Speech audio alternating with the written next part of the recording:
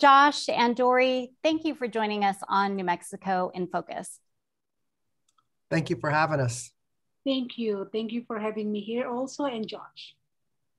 And the fall, especially between Halloween and Thanksgiving, it's a time that the public gives attention to Native Americans, tribal communities across the country, but it also often raises myths and stereotypes.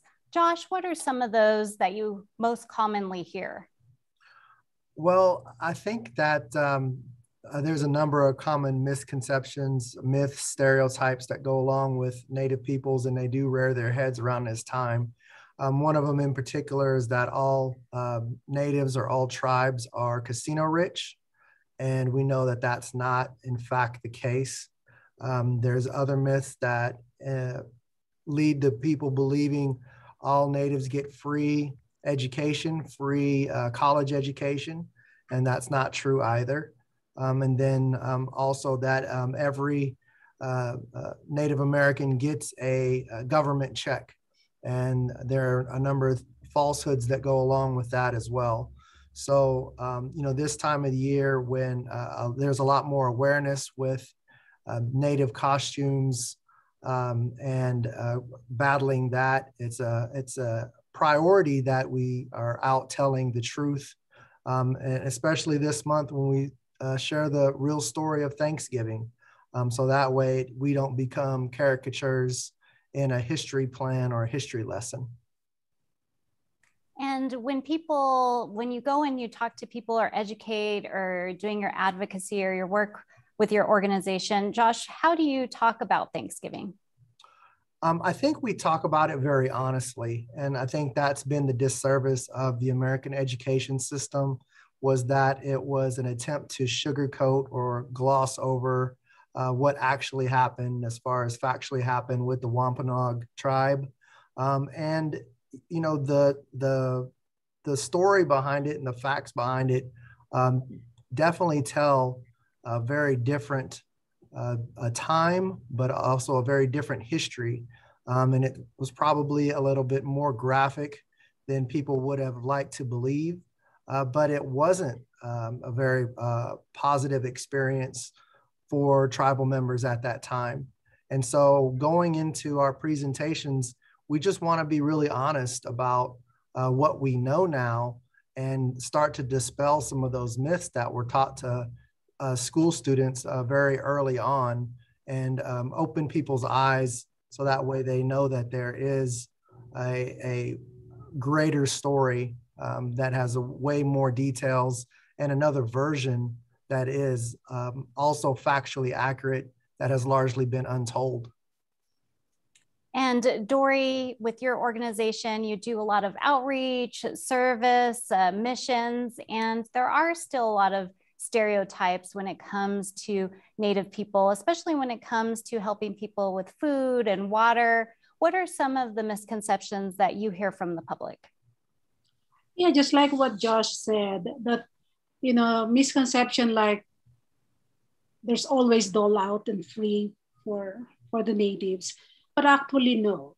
And also like native people are always drinking.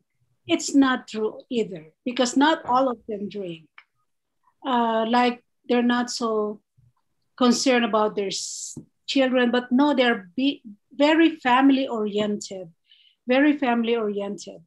And I just love our native people here, our Navajo community. And I am so glad that, they have accepted me as part of their family also. With my 15 years of living and working on the Navajo reservation, it feels like home. So. And Josh, you partner with the Dory's organization. They're one of many partners across the country that you work with. So talk a little bit about why that's important to work with other organizations like Dory's to reach out and help tribal communities. And that goes along with helping dispel myths.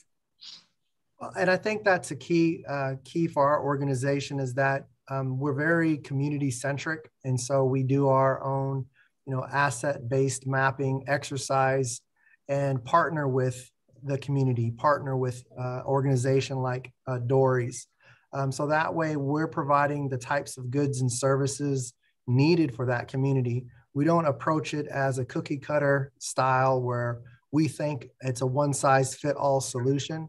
We know that different communities have different needs, and we want to meet those communities where they're at, rather than us coming in and trying to dictate what's going to be a solution. We want to work with those communities to make sure we're finding long-term sustainable solutions, but also that meeting the short-term need for the communities. And you know, an organization like ours, we are community-driven, we're native-driven, and bringing in the community resource makes those impacts long-lasting. And so we're able to have a greater impact providing exactly what the community needs, rather than you know, doing a dump and drop and run of things that they may not have any use for. So it's being more strategic, it's being more intentional, but that community aspect is very common in Native communities and Native populations. So it is about taking care of each other. It's about taking care of our elders. It's about taking care of our youth, and that continual cycle of education. And so if we can lend resources to help dispel some of those myths and start to break some of those cycles of trauma, then that's what we want to do. And a lot of your advocacy and work, both of you, has to go along with people not knowing history of Indian people here in the United States, Native Americans, Alaska Native people across the country, and how it's treaty and trust responsibilities and how their governments work, about their histories, languages, and cultures. And so there is a lot of education that goes into providing services and helping dispel myths and helping, you know, talk about why these stereotypes even exist in the first place. Josh. Absolutely. I see a lot of our work is education. It's constantly educating and re-educating people because being such a small minority of the population, and you know, the world revolves really fast. And so the story and the true story of Native peoples gets lost. And people are, you know, because in some ways it's not glorified in a sense to make it a really hot topic. But when people really sit down and start to drill down and dig a little deeper, they're blown away at how rich the history of Native people are, how you're correct, the treaty and trust obligations extend, you know, requirement, and they do put the government on the hook. And so it's their burden that they've created by not setting Native people up for success, you know. And so as we move forward, we want to create an environment of health, wealth, and prosperity. And so talking about these ideologies, even with estate planners or estate attorneys, you know, they are absolutely blown away about this whole treaty and trust responsibility, you know, basic things that we grow up with as Native peoples, knowing, you know, with regards to federal Indian law, that the dominant society has no conception of, you know, is that Native people can't, you know, freely sell their land. They don't freely own their land. You know, small nuggets like that come to head. And in dominant society, they think, well, why don't Native people just sell their land? And they can't. You know, there's specific guidelines, rules, and regulations that they can't. And so each one of those are deeply rooted in, you know, cornerstones of federal Indian law. And so when we go through those exercises, it's constantly re-educating people. And it's great to see different movements throughout the United States. For example, land acknowledgements are really popular right now. And it's great to see more communities, universities, events acknowledging those types of issues, or being able to do land acknowledgements. But what's the next step? It doesn't stop there with a land acknowledgement. And it's looking at how do we mobilize and use that more effectively, and not just as a precursor, but let's make it meaningful. And so that way it is an impact on with Native communities where they are. And that way people learn the history. But those efforts of, it may be rename a movement to rename a river, or rename a park, or rename a place. But that just is as a gentle reminder, that as Native peoples, we are still here, and that it's other people, mainstream's obligation to be more Native aware. Thank you for that, Josh. And also, Josh, you're talking about the resiliency of Indigenous communities, here in New Mexico, across the country. And so, Dory, how can the public appreciate Native culture and celebrate Native people without, doing it in a bad way? Go ahead, Dory. Treating them and respecting them as people. Like, remove the stereotyping.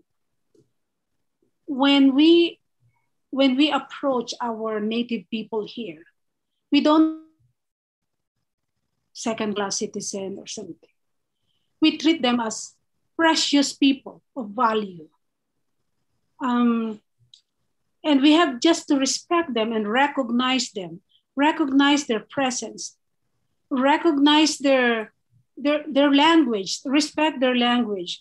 While I was serving here, I have heard so many sad stories that students of the past, even in the boarding schools, they were made to eat soap when they speak of their native language, which is very sad. And that left a big scar on them.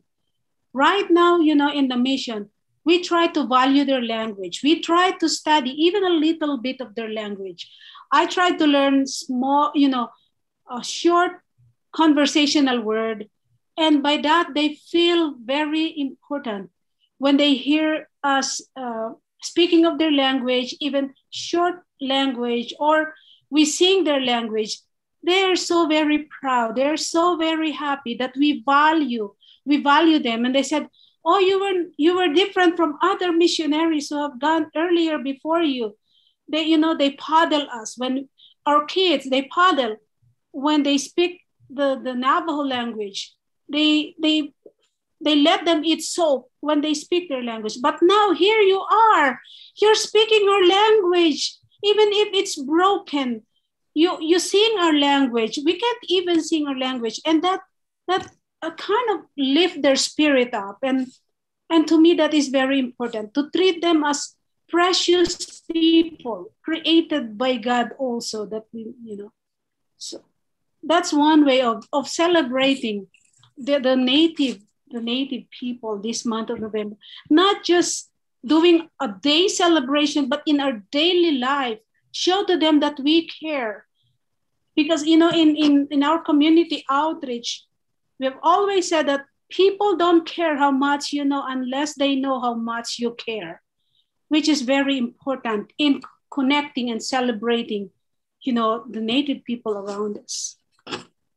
And Josh, what Dory is talking about a little bit too is that reconciliation, and also acknowledging the past and dispelling myths and looking at stereotypes definitely goes along with that. And as people move into the season between, the end of the year, there's a lot of charitable giving going on. Both your organizations work year round, not just during the holidays on charitable giving. Josh, how can people contribute, help, or, even just learn about tribal communities across the country? Thank you for that question. And I think that you're right in the reconciliation that's taken place right now with the boarding school movement has been huge. But, following or getting involved or engaged with a Native-led, Native-serving nonprofit is important, not just this time of the year, but all throughout the year. We have a need for sustained donors, people that want to be involved. And sometimes that may be by volunteer. But it's also financially, being able to financial support a nonprofit that specifically address food and education. I think those are both critically important.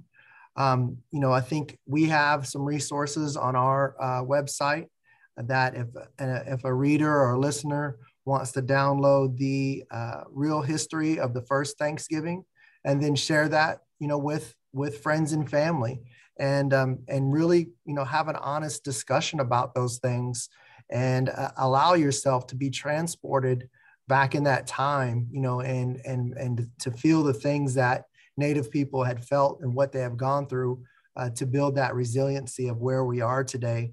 I mean, obviously, we would discourage anyone from donning any sort of Native costumes or Native regalia inappropriately, you know, to celebrate Native heritage. But instead, really get involved in your community or where you're at. Well, thank you both, Josh and Dory, for joining us today on New Mexico PBS. Thank you, Antonia. Thank you, Antonia.